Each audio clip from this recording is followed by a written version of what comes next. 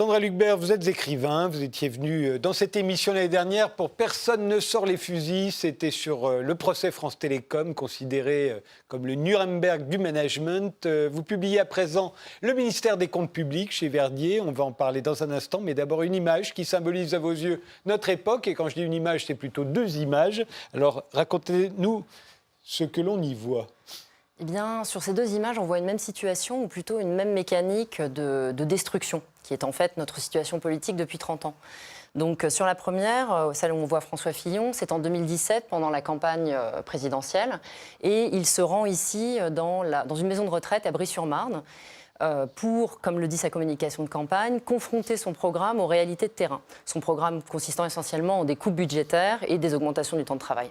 Et donc la réalité de terrain, c'est ce que vont lui dire les personnels de la maison de retraite. La deuxième photo, c'est un an plus tard, en 2018. Cette fois-ci, on voit de dos Emmanuel Macron élu et on voit cerclé de rouge le visage d'Agnès Buzyn, sa ministre de la Santé. Ils sont tous les deux en visite à Rouen, au CHU, à l'occasion du plan autisme. Et sur ces deux images, on voit deux confrontations qui obéissent à la même grammaire. Une grammaire qui, si elle nous est familière, est éminemment paradoxale parce qu'elle consiste en la désactivation de toute l'opposition, pourtant légitime et informée, que les salariés vont opposer à ce que viennent leur dire ces dirigeants. Alors, qu'est-ce qu'ils viennent leur dire ? Eh bien, précisément, ils viennent pour expliquer qu'il faut faire des économies dans l'intérêt général. Et le terrain sur lequel ils viennent donc confronter leurs hypothèses réagit très mal, et pour cause. Il s'agit de l'hôpital public et d'une maison de retraite publique, c'est-à-dire d'institutions où on sait, au premier chef et d'expérience première, que la réalité de se faire des économies, c'est qu'on met les institutions publiques dans l'impossibilité d'exercer leur mission, de telle manière à les rendre absolument inefficaces et donc à détruire toute leur attractivité et à les remplacer par des services privés. Et donc ici, la réalité de terrain qu'ils viennent rencontrer, ça va être en fait des salariés épuisés, à bout de tout, et qui vont faire état répétitivement de la souffrance dans laquelle ils sont, de l'impossibilité où ils sont d'aider les patients et de faire leur métier convenablement. Donc, ce qui est intéressant ici, et la désactivation arrive à ce moment-là, c'est que les trois dirigeants néolibéraux, donc François Fillon, Agnès Buzyn et Emmanuel Macron, qu'on voit ici, face à ces salariés et à ce que ces salariés leur disent, vont opposer un discours automatique. Ils vont cracher exactement les mêmes énoncés, c'est très frappant quand on les écoute, donc à 1 an d'intervalle. Et ces énoncés, c'est ceux que j'appelle dans mon livre la dette publique c'est mal, en un seul mot, puisque c'est un bloc-sens qui consiste en fait à clore toute discussion au nom d'abstraction macroéconomique.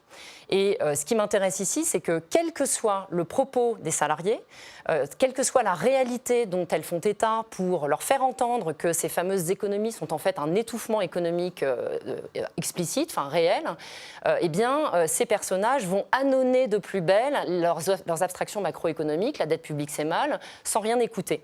Et de même que les ânes ont deux notes dans leur cri, eh bien ici la dette publique c'est mal a un très petit nombre de figures que je dégage dans mon livre, il y en a 6. La différence néanmoins avec les ânes du règne animal, c'est que les ânes par socialisation dans la classe dirigeante, quand ils annonnent leur sottise, quand ils braient, eh bien ils détruisent une société entière. C'est ce qui m'amène au point final d'Agnès Buzyn et de son visage très éloquent dans cette vidéo, puisqu'elle constitue, à mon avis, ce que Roland Barthes appelait le punctum d'une image, c'est-à-dire l'endroit où celle-ci prend sens.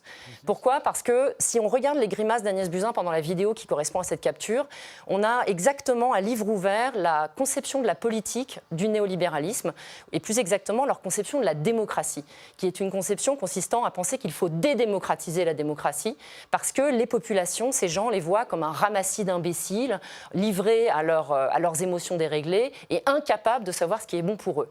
Et ça se voit beaucoup sur le visage d'Agnès Buzyn, puisqu'elle lève les yeux au ciel, elle fait des rictus navrés. Il faut regarder la vidéo pour le croire. Parfois, elle ferme les yeux à demi, comme dans un visage de sagesse qui prend sur elle, etc. Et surtout, à un moment donné, elle éclate de rire. Elle ne peut se tenir de rire parce que la soignante qu'on voit sur l'image lui dit « Venez dans les services sont saturés ». Mais Agnès Buzyn ne peut pas entendre ça. Elle est tellement, colonisée par son discours automatique que dans sa tête, l'hôpital public, c'est un gâchis. Donc si on lui dit l'hôpital public est surchargé, elle rit.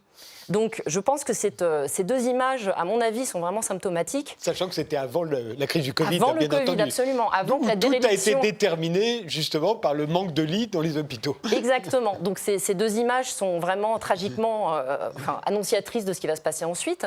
Sauf que le discours n'a absolument pas changé aujourd'hui. C'est pour ça que je les ai choisies, justement, ces images. images. Donc parce qu'elles sont, à mon avis, c'est la quintessence du schème directeur de toutes les politiques publiques depuis 30 ans, c'est-à-dire la destruction délibérée des services publics et de l'État social au nom d'abstractions qui permettent de grimer ça en système d'évidence. Et je dirais une dernière chose, parce que vous m'y faites penser, pour dire à quel point ceci a une actualité assez cinglante. Édouard Philippe, il y a encore 2 semaines, a lancé un mouvement politique intitulé Horizon au pluriel, avec pour seul horizon au singulier de, je cite, remettre l'ordre dans les comptes. Donc c'est pour dire à quel point les leçons ne sont pas tirées du tout de cette situation, quoi. Voilà. Venons-en à votre livre à proprement parler, parce que dans Personne ne sort les fusils, vous traitiez de la rentabilité des entreprises, et dans le ministère des Comptes publics, c'est la rentabilité des services publics, au fond. Mais dans les 2 cas, c'est au langage que vous vous attaquez, celui que vous appelez le langage du capitalisme néolibéral. Oui. On est là, hein. Absolument. Moi, ce qui m'intéresse, c'est que, en effet, je travaille sur le langage, mais en tant qu'il est le soutènement symbolique d'un monde de structures, qui sont effectivement celles du capitalisme financiarisé.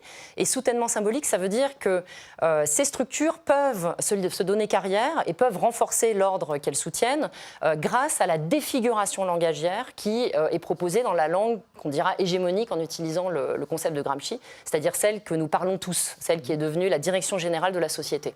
Et moi, ce qui m'intéresse, effectivement, dans Personne ne sort les fusils, j'avais travaillé sur un compartiment de cette langue qui était celui qui étaye les logiques actionnariales managériales et qui s'intitulait dans ma manière de travailler « Il faut libérer du cash flow », un seul énoncé. Et maintenant, un seul énoncé qui est « La dette publique, c'est mal ».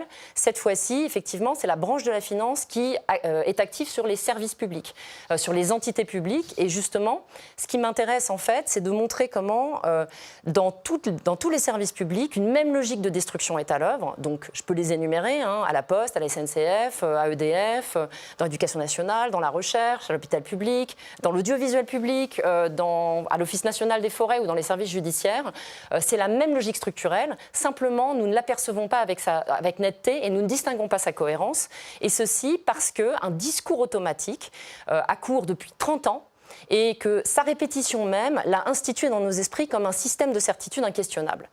Donc moi, c'est ça qui m'intéresse, c'est de comprendre comment ces défigurations opèrent et d'opposer en quelque sorte par la littérature une refiguration à toutes ces opérations de maquillage qui en fait nous dépossèdent de notre pouvoir politique. C'est ce que j'essayais de dire tout à l'heure. Et dans Personne ne sort les fusils, vous serviez du procès de France Télécom. Là, vous vous servez d'une émission de télévision, un numéro spécial de C'est dans l'air, consacré à la dette publique, que vous avez regardé attentivement et qu'au fond, que vous nous racontez. Oui, que je démonte plutôt. Voilà. Je pense que je le connais par cœur. Je peux vous le refaire. Donc, effectivement, ce C'est dans l'air. En fait, je cherchais, exactement comme avec le procès France Télécom, un objet concentrat dans lequel toutes les logiques de ce que j'essayais d'attraper pouvaient se trouver réunies. Et je l'ai effectivement trouvé sur France 5. Un spécial C'est dans l'air. En fait, C'est dans l'air, rien que dans son intitulé, clame sa vocation à être un diffuseur d'ambiance hégémonique, puisque C'est dans l'air nous explique pourquoi c'est ainsi à longueur d'émission.